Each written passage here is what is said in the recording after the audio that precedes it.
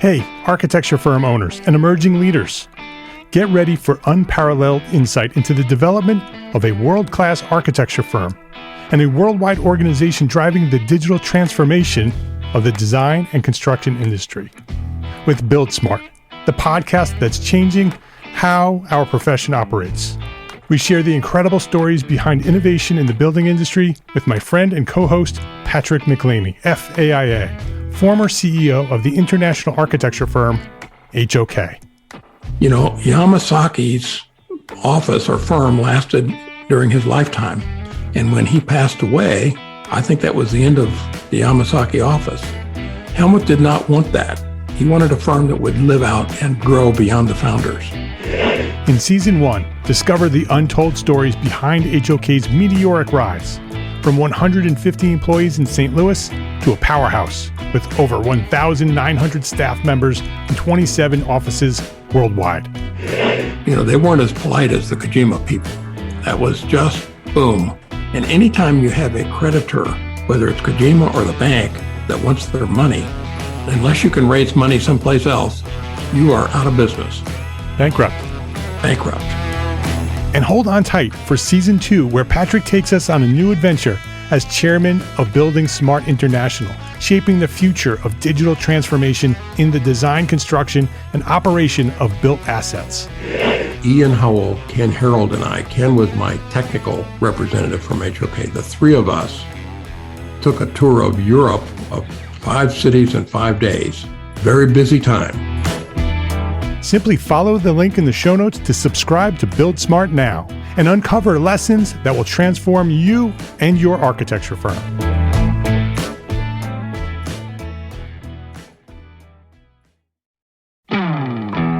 Hey, architecture firm owners and emerging leaders. Get ready for unparalleled insight into the development of a world-class architecture firm and a worldwide organization driving the digital transformation of the design and construction industry. With Build Smart, the podcast that's changing how our profession operates.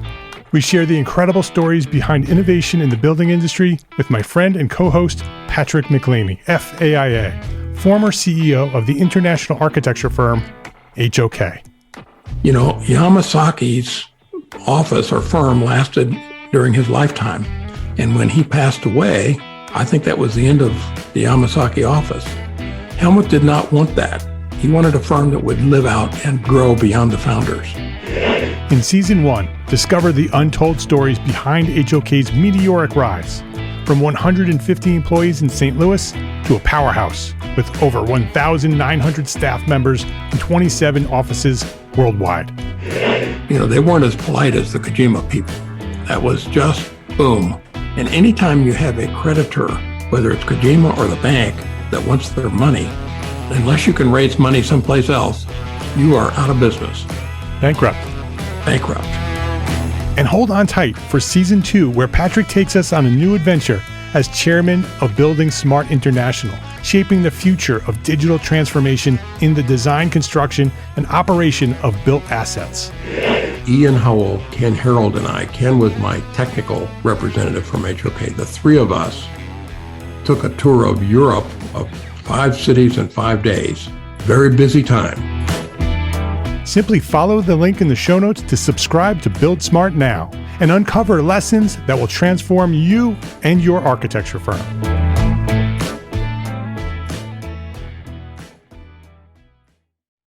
This is the EntreArchitect Podcast, episode 87.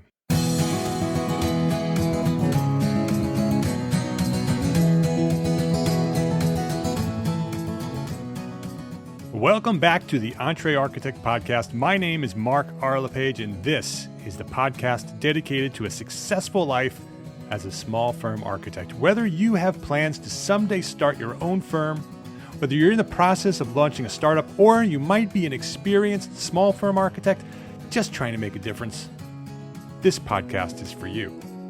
My goal is to inspire you to build a better business so that you may pursue your purpose with passion and live the life of your dreams.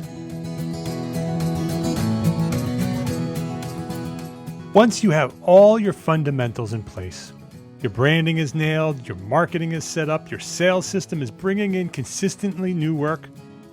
You're going to start getting busy. You're going to need some help. This week on the EntreArchitect Podcast, I will share my thoughts on how to hire your first employee. This episode of the EntreArchitect Podcast is sponsored by the EntreArchitect Report. That's my free weekly newsletter. Subscribe at EntreArchitect.com/newsletter. So our new firm is humming along, or maybe it's not such a new firm. Maybe you've been in business for a long time, but you've been doing this all by yourself. And you've learned how to eliminate the unnecessary and automate the tasks where technology might be of service. We've established our target market and we've built a strong brand. Our systems are all in place and the phone is ringing off the hook with new work. But we can't get it all done. We have too much to do. It's just us. We have no employees. And I've shared before how to get things done on your personal productivity. And you can check out getfocusedcourse.com for information on how to get things done on a personal level. But it's time to get some help. It's time to hire somebody. So let's talk about that today. Let's talk about hiring your first employee. So after after the first leap to start your own firm, that big decision to start your own firm, hiring your first employee might be the most frightening thing after taking that first leap to start your own firm. Who do we hire? Where do we find them? What will they do? And when we do finally find the right person, what next? What are the steps that we need to make someone an employee? When I was at this point at 5 Cat Studio, when I was ready to hire somebody to help us, it was just Anne-Marie and me. Anne-Marie was designing and I was running the business. We need to hire the right person. And we've made many, many, many mistakes when we made this first hire. We hired for the wrong reason. We hired the wrong people. We had to fire people because we hired the wrong people. And so today I wanted to share the lessons that I've learned. And I put together 12 rules for hiring your first employee so you don't make the mistakes that I made. So the 12 rules for hiring your first employee. Number 1, first, build your systems. Your systems are the most important thing. We've talked about this before. You need to put together the detailed documentation on how we do it here.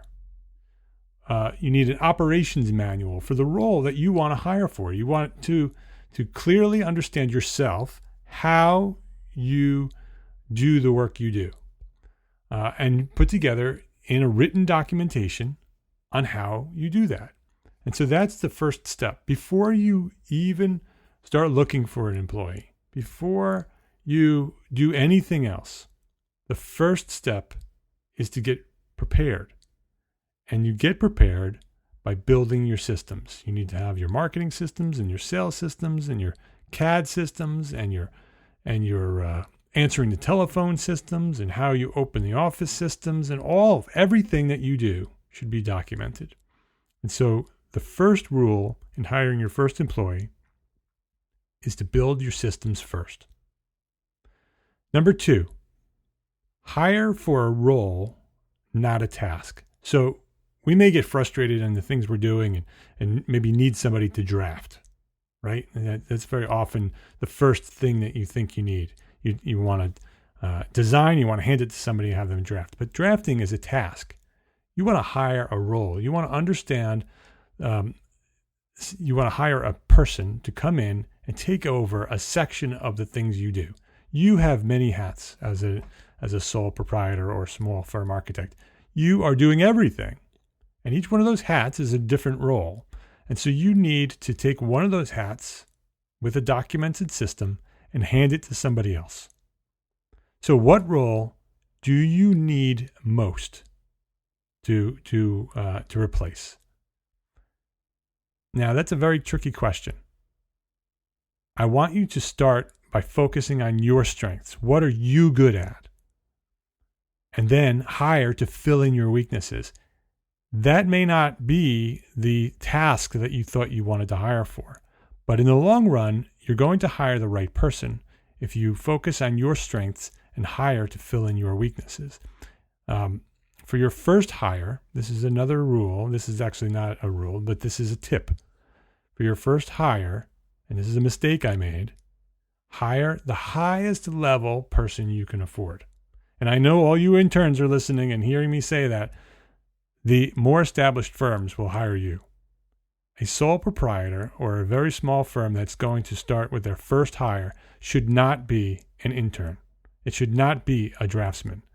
It should be the highest level that you can afford. You want to be able to take one of your major roles, one of your hats that you're wearing, and hand it to somebody else, show them how to do it, and trust that they're going to get it done. And that's very hard to do with somebody who has no experience. So you want to hire at the highest level of experience that you can afford. So number 2 is hire for a role, not a task. And that's all in there. So make sure you understand the role that you want to hire for. Make sure you understand your strengths. You want to hire for your weaknesses to fill in where your weaknesses are, and hire at the highest level of experience that you can afford.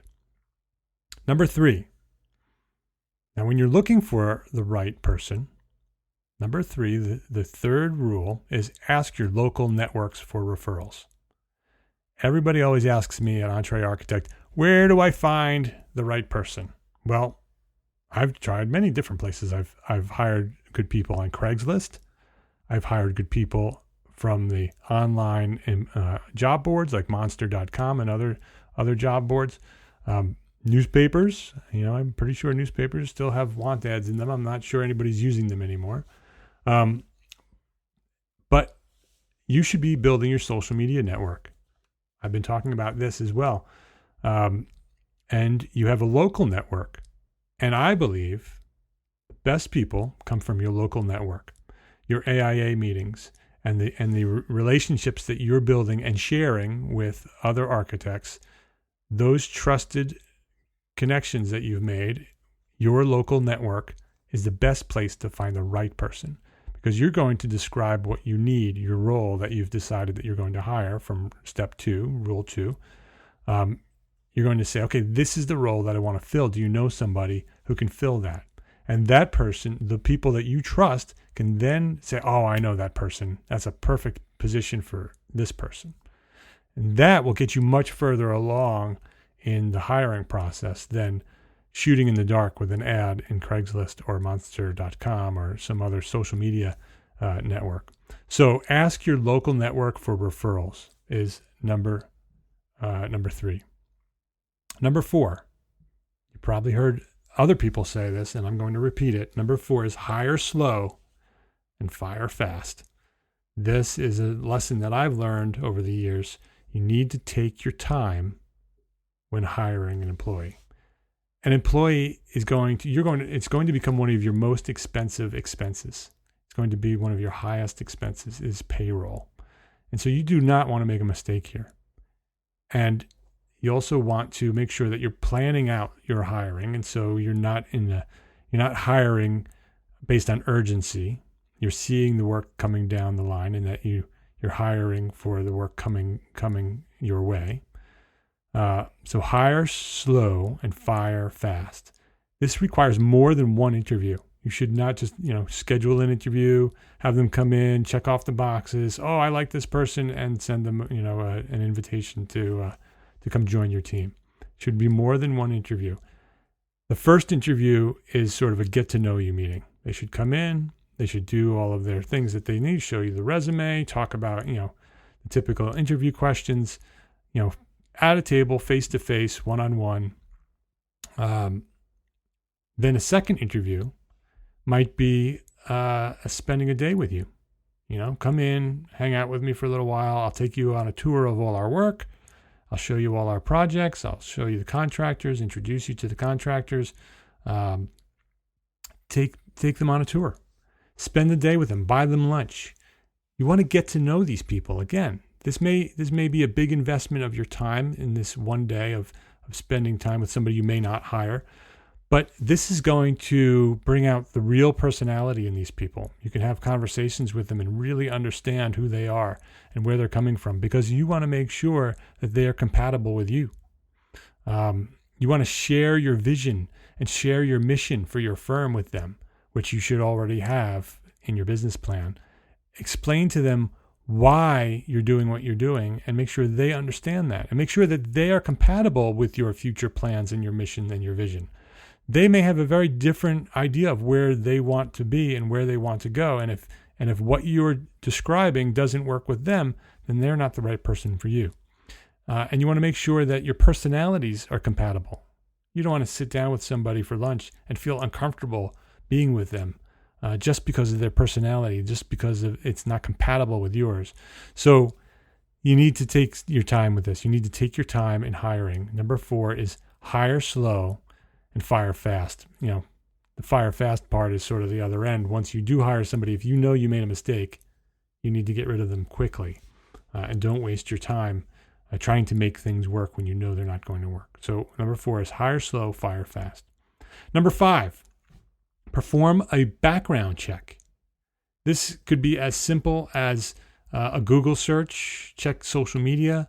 I have an employee contact information form that I have them fill out.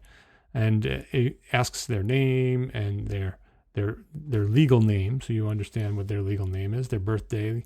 You ask for their social security number and their driver's license number, their permanent address, maybe a temporary address if they're living somewhere else and that's not a permanent location, their phone numbers, so their home phone number and their mobile telephone number, their email addresses, maybe social media addresses, maybe their Twitter handle and things like that you can check out. And also on this form, for me, it also asks where they learned about 5Cat Studio, where they find me. How did I find them? That way I can record that in my own documentation on where I found them. And over time, I'll know where I found my best employees. But that allows us to, find them on Google, do the social media check, and possibly do paid background checks. I never did paid background checks, but it's certainly a good idea to possibly do a credit check and a criminal check on potential employees working for your firm, people who you're going to trust with your other employees and your clients. And so make sure you understand who you're hiring. So number 5 is perform a background check. Number 6 is use key results areas, maybe also known as KRAs. You may have heard Dave Ramsey, the author of EntreLeadership and other books, has a great podcast as well. He talks about key results areas. It is a 1-page or maybe at most 2-page document that describes the results you want from your employee. So it talks about the role that you're hiring for, but then the results, specifically what do you want this person to accomplish? This becomes a document that you both review and agree on. It sort of manages expectations so your employee very clearly understands not only the role they're taking on, but what are the results of that role? How are you going to judge their performance performing that role? And that is where the key results area document comes in. Like I said, you both sign it, and you can use it later after you hire somebody. You can use it in their reviews, in their performance reviews. You can pull out the key results area document and say, here are the agreed upon results. It's either yes or no. They either accomplished those results or did not accomplish those results. So you can talk about, how they performed in a positive manner. Yes, you've met those results, or here's how you can better meet those results. And so using key results areas documents are very useful when hiring an employee. That's number 6. Number 7 is prepare an employee agreement. So this is your legal contract that you're going to use when you're hiring an employee. It includes the rules of the firm. It starts out sort of identifying the firm and who the firm is and who the principals are of that firm. And then it could list the rules of the firm. So maybe the rules are sort of like contact with clients must be with the knowledge of the firm. Direction from clients is to be recorded and kept on file. So that's a rule of my firm. Another rule might be formal meetings are to have meeting minutes, which must be circulated to all participants. So things like this, things that you expect from your employee, it is a rule of the firm. These are the way we do business at a very general way. Smoking is not permitted in the studio. That's sort of a rule that you can have in your rules of the firm. You can have a policy on radios and stereos and the music in your studio. You can have information about alcohol and drugs and sexual harassment. This is where those things should be documented. That drug abuse is not tolerated and is a reason for dismissal. Sexual harassment is not tolerated and is a reason for dismissal. And so these things, this is a place where you can have your employee policies documented and signed as you're hiring somebody. This is also the place where you document your work hours. And if you have flexible hours or you're working as a virtual studio, this is the agreement that describes how that process works and the expectations that you have of your employees. This is a place where your dress code, if you have a dress code, and you should have a dress code, even if it's a casual dress code, it should be documented that this is the way we expect to be dressed when we're in the studio, and this is the way we expect to be dressed when we're meeting with clients. This is the way we expect to be dressed when we're on site with a contractor. That should all be documented. And then also the employee benefits like vacation time and paid holidays and personal time and military or jury duty, health insurance, life insurance, retirement investment programs, reimbursable travel expenses, bonuses, salary review periods. All of that is in this employee agreement. You talk about the Family and Medical Leave Act in this employee document. If you have a leave of absence, you can have a documentation on how that works. And it should also include the terms for termination of an employee and your ability to revise your employee agreement whenever you want to. So it's listed here in your document. And this is a document that is then signed and printed and put into your files for the case if you need to review that with your employee. You have it. It covers you legally. And I highly recommend that you have your attorney review your employee agreement. Make sure that it is compatible with local laws and state laws and federal laws. Make sure that you're not putting anything in there that makes total sense to you, but may be against the law. So make sure when you do prepare an employee agreement, which you absolutely should, but make sure that it is reviewed by your attorney and that it is legal. You should also have a date of issue. So if you do revise it, then you know that you have a date. It identifies it as the most recent date of issue. So number 7 is prepare an employee agreement. So let's review so far. Number 1 is build your systems first. Number 2 is hire for the role, not for a task. Number 3 is ask your local network for referrals. Number 4 is hire slow and fire fast. Number 5 is perform a background check. Number 6 is use key results areas. Number 7 is prepare an employee agreement.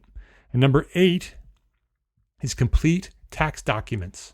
So make sure that once you found the right person and you have the key results areas reviewed and you have the employee documents, your employee agreement all taken care of, you need to complete all the tax documents that are required for your local jurisdiction and your state and your federal. So things like the I-9. The I-9 is your employment eligibility verification, is a federal document that you should have your employees complete to confirm that they are actually eligible to be working in your state and in the United States.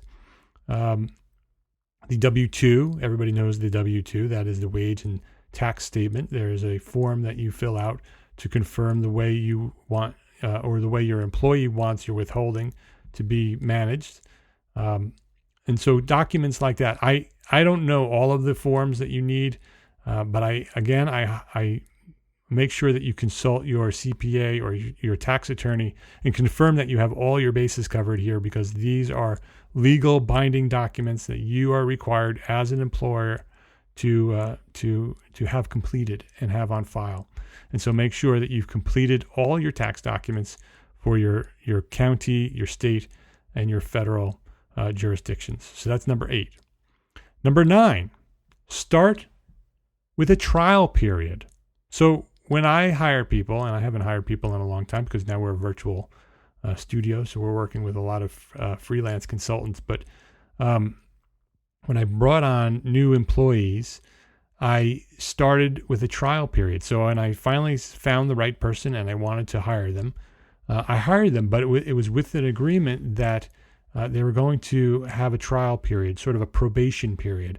And it's 2 ways. It's intended to confirm compatibility. So maybe it's 2 weeks long, maybe it's up to 30 days long, but it should be documented and agreed upon so everybody understands that this is the period of trial. And it's sort of a shadow period, so they can see and hear what you're doing, and you can see and hear what they're doing. You work very closely, and you're sort of teaching them on the job. In addition to your operations manual and your systems, you're sort of showing them the way. And it is also with an understanding that either party can terminate the agreement for any time, for any reason after this trial period, that this is a trial period. And if it doesn't work out, whether it's personality or whether it's just the wrong job or you're filled the wrong role, this is the agreement that you have the opportunity to terminate the agreement, or they can also terminate the agreement at this period, at the end of this trial period. It's just a way to make sure that you're hiring the right person. It gives you an opportunity to double check after you thought you've hired the right person to make sure that you have indeed hired the right person and confirm that you want to make this a permanent employment condition. Again, consult your attorney to make sure that whatever you're doing here with the trial period and hiring and firing is all within your legal bounds. So make sure that you check your attorney as well with your trial period. Your trial period should also be in your employee agreement. So when they sign it, they understand that they're working as a trial period for a certain amount of time. That's number 9. Start with the trial period. Number 10. We're getting close to the end here. Number 10. So once you've hired them and you've gone through all of this craziness with tax documents and employee agreements and all this stuff, and you've done the trial period and you've found your savior, you've found the person who's going to help you. They're going to take over one of your roles and they're going to become part of your team. Number 10 is welcome them to the team. So after all of this trial period and it's temporary, make it official. You want to have a specific event, maybe take them to lunch or just have a formal meeting with them and welcome them to the team. Also, I recommend writing them a letter, a welcome to the team letter that says we're really happy that you're with us, and we're looking forward to working with you. And it's sort of just a formal document that they can keep for their records. And just sort of formally identifies them as a member of your team, and gets them on starting off on the right foot. It's also once you've hired them and you've welcomed them to the team, you also want to, in your own schedule on your calendar, you want to document their start date, because that later on will be very, very good for acknowledging their anniversaries. So a 1-year anniversary, you can have an acknowledgement that they've been with you for 1 year. 5-year anniversary, 10-year anniversary. These are things that you should celebrate as a firm that this person has been with you for a year. This person has been with you for 5 years, 10 years. So the only way you can do that is to document their start date on your calendar so it pops up a year from now. So once you welcome them to the team, then document your start date and acknowledge those anniversaries. Number 11, after you've hired them and they're working with you and they're on the team, schedule reviews. So make this formal. Formal in your system, in your personal system. I recommend scheduling quarterly reviews that are sort of casual check-ins, where you maybe take them out to lunch or go for a walk and just say, how you doing? And that doesn't need to be sort of scheduled, it should be like on a quarterly basis, but it's not as formal as a formal performance review. It's sort of just a way to make sure that you're checking in. So schedule those on your calendar. Put those on your calendar that this is the period, every quarter I'm going to schedule a time to meet with this new employee and just check in. Make sure they're good with you. Make sure they're good with your employees or your other employees maybe, or your clients. Make sure that everything's working out well with them personally. Make sure they're happy. This is the time to just check in. Make sure that from, human to human, things are good. Do that on a quarterly basis. Just make sure everything's, running well. And then a more formal annual performance review should be done. So this is also a scheduled performance review. This is where you use the key results areas and you sit down and have a formal meeting. You talk about the good things they're doing. You talk about the things that need improvement. This is an opportunity for you to review salaries and maybe talk about bonuses or some sort of profit sharing. Those formal reviews once a year. But make sure you do those things. Make sure you do a performance review because this is really important to the employee. The morale of your employees will go down dramatically if you do not have these scheduled annual performance reviews. And the quarterly casual performance reviews will help build the morale because they'll know that you care. And so these are very, very important. Number 11, schedule reviews. Don't just say you're going to have them and don't just put them in your systems. Schedule them on your calendar. Make sure there's a date and a time to have each one of these reviews. As soon as you hire them, they should be in your calendar. And number 12, the final rule for how to hire is build your culture. Your firm culture is established with your first employee. So make sure that, number one, you're hiring the right person. Make sure that they are compatible with the culture that you want to build. That the culture, as you build your firm and you hire more people, the people you hire are going to solidify that culture that you want to be established. And so that first employee is going to do that. So make sure that with everything you do, that everything you're doing, the way you're communicating and how you want your employee to act and perform, and how you want that employee to communicate to the outside world, to your clients and to contractors and to potential clients, to people in their social circles.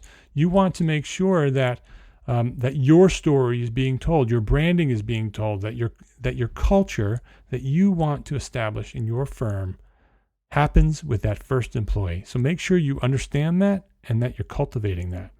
So number 12 is build your culture. So that's it. Those are your 12 rules for hiring your first employee. Number 1 is build your systems first. Number 2 is hire for a role, not a task. Number 3 is ask your local network for referrals. Number 4 is hire slow and fire fast. Number 5 is perform a background check. Number 6 is use key results areas.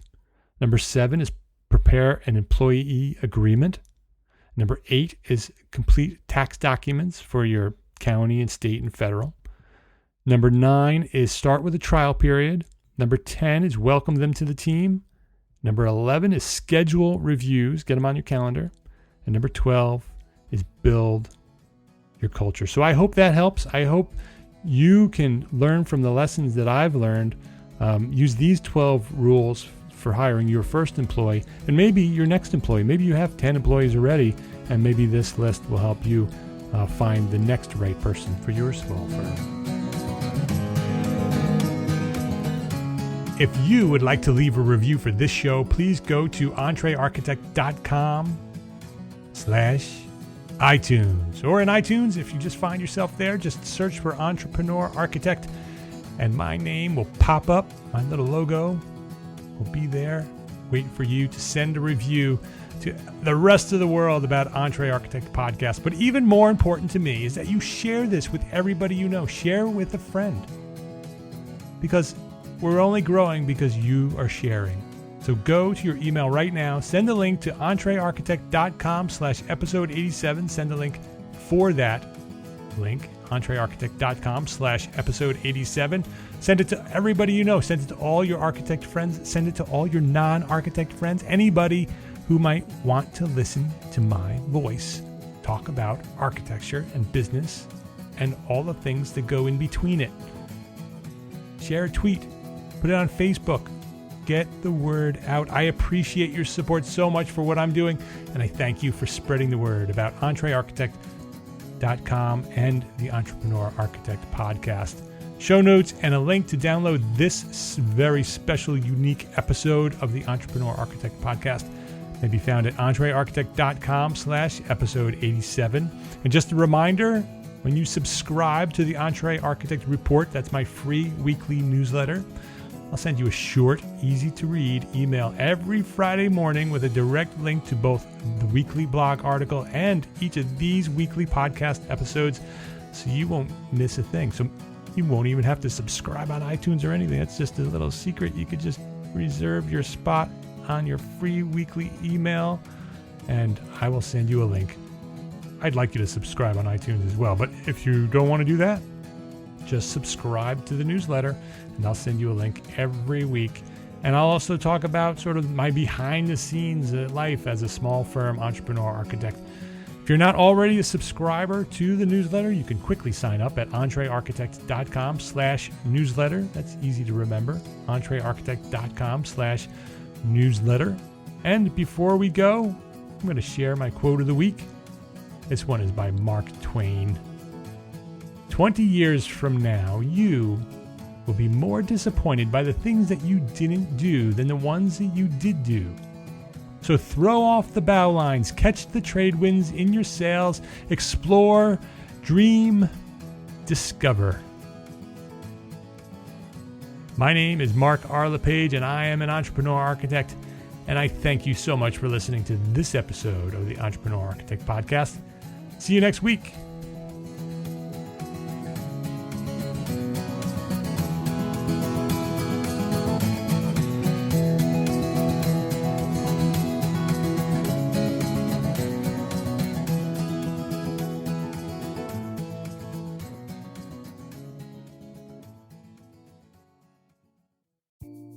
Imagine earning continuing education credits while doing exactly what you're doing right now. Well, you can. Gable Media has revolutionized the way you earn your continuing education credits with a groundbreaking approach.